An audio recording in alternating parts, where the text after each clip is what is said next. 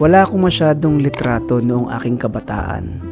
Kung walang okasyon o espesyal na ganap, ay walang mangyayaring kodakan o litratuhan.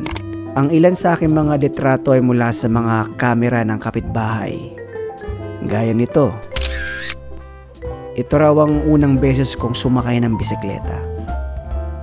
Kaya sinisigurado kong may larawan ng bawat sandali ng aking mga anak para meron silang palaging binabalik-balikan.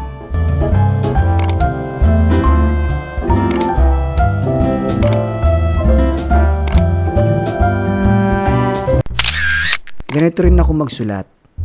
Laging may pagtatangkang maikulong ang mga maliliit na sandali ng buhay.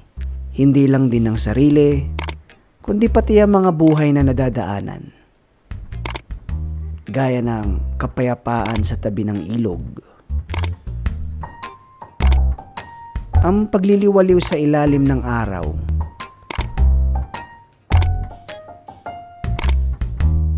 Ang mga nagmamadaling mga paa. Ang mga musika sa daan. Gaya ng lalaking to. Nakakatuwa. Pangkong-punk. Sabay lang sa tugtugan. Sabay sa indayog ng musika. Binisita tuloy ako ng isang alaala.